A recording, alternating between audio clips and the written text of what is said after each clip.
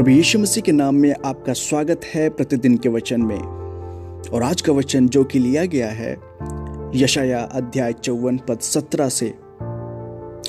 यहां परमेश्वर का वचन इस प्रकार कहता है, जितने हथियार तेरी हानि के लिए बनाए जाएं उनमें से कोई सफल ना होगा, और जितने लोग मुद्दई होकर तुझ पर नालिश करें उन सबों से तू जीत जाएगा।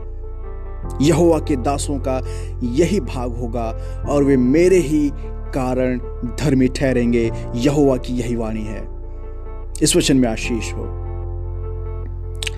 मेरे प्रियो, परमेश्वर का वायदा है, क्योंकि उसके लोगों की धार्मिकता उसी से आती है, इसलिए कोई भी हमला, चाहे वह हिंसक विरोध हो या आरोप लगाने वाली बातें, आखिरकार उन सभी चीजों को नष्ट करने में सफल नहीं होगा जिसे वह उसमें और उसके जरिए रच रहा है। मेरे प्रियो, यशाया 54 ठीक यशाया 53 के बाद आता है, जहां दुख सहने वाला सेवक यानी हमारा प्रभु यीशु मसीह बहुते के पापों का बोझ उठाता है। उसके दुख सहने के बाद परमेश्वर फलते फूलते और सुरक्षित लोगों का वर्णन करता है, जैसे कि बांझ स्त्री के बहुत से बच्चे हैं। नगर बड़ा है, सुंदर है और सुरक्षित हो गया है। परमेश्वर अपने लोगों को अब त्यागा हुआ नहीं, बल्कि प्यार किया हुआ और फिर से बसाया हुआ कहता है। और वचन 17 एक अहम मोड़ है कि सेवक ने जो किया है उसके कारण परमेश्वर के लोग जो आखिरकार सुसमाचार से सुसज्जित कलीसिया में पूरी होते हैं, उनकी सुरक्षा और उनकी धार्मिकता में खड़े हैं।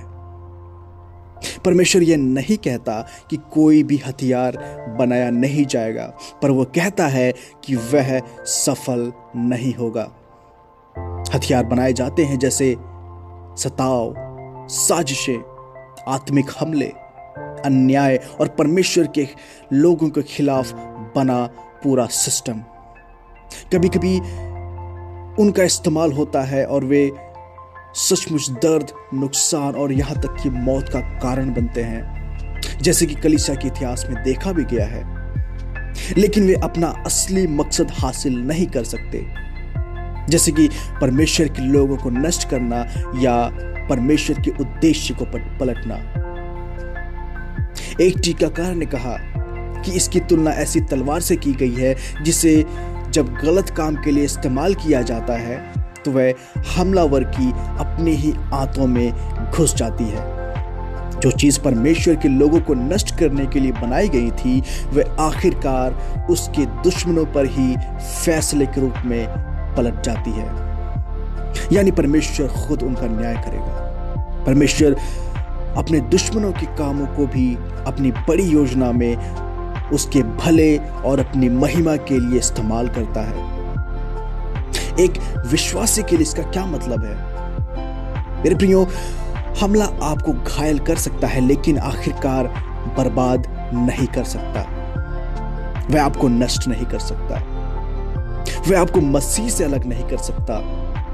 परमेश्वर के वायदे आपके जीवन में रद्द नहीं कर सकते।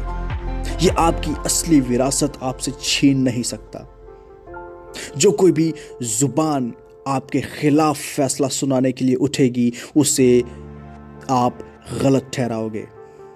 यहां परमेश्वर हाथों में लिए जाने वाले हथियारों से हटकर जबान से निकलने वाले शब्दों की बात करता है। झूठे आरोप, बदनामी, कठोर फैसले, झूठ, मजाक परमेश्वर के लोगों को दोषी, बेकार, पाखंडी या त्यागा हुआ बताने की कोशिशें होंगी, पर परमेश्वर का वायदा कहता है वह आरोप सच्ची अदालत में यानी उसके फैसले की अदालत में टिक नहीं पाएंगे। उसके लोगों को सही साबित किया जाएगा और आरोप झूठे साबित होंगे। आगे वचन कहता है तुम गलत ठहराए जाओगे। यह उस दिन की ओर इशारा करता है जब परमेश्वर की मौजूदगी में सच्चाई सामने आएगी और हर झूठी जुबान खामोश कर दी जाएगी और आखिर में उन्हें सही साबित करने का काम संभालेगा।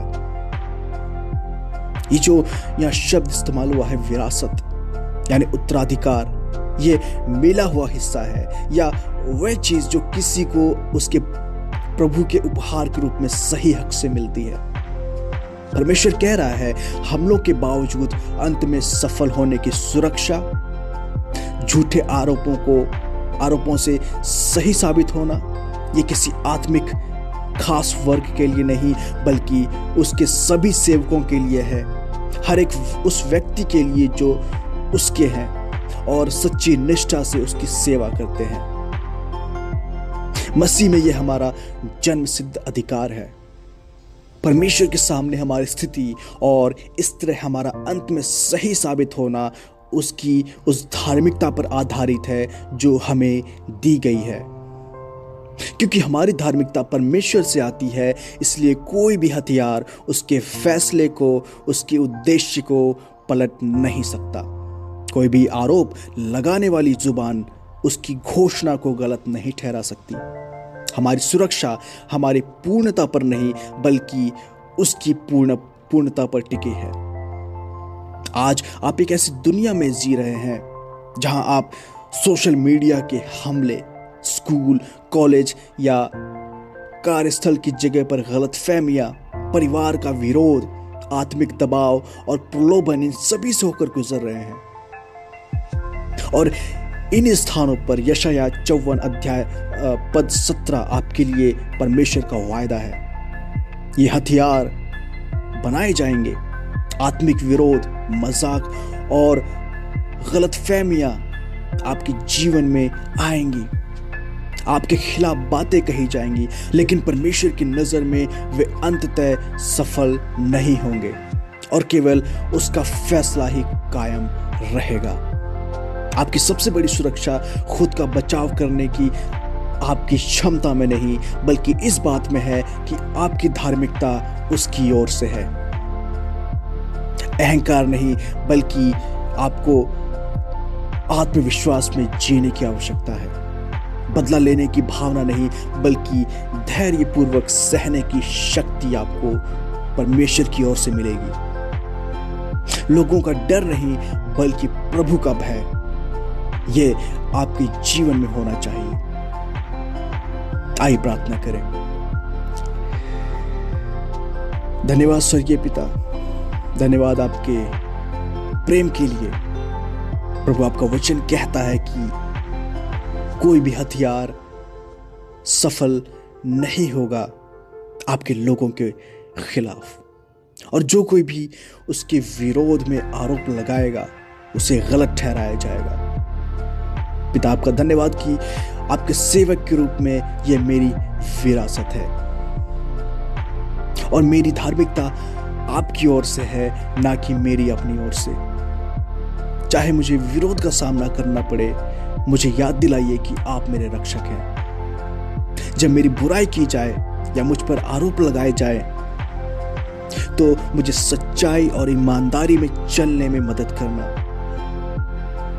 मुझे मसीह में मिली धार्मिकता में भरोसा रखना सिखाइए प्रभु, और ये विश्वास करना सिखाइए कि कोई भी हमला उसे बदल नहीं सकता जो आपने मेरे लिए रखी है। प्रार्थना मेरे उद्धारकर्ता प्रभु यीशु के नाम में होकर मांगता हूं, आमीन।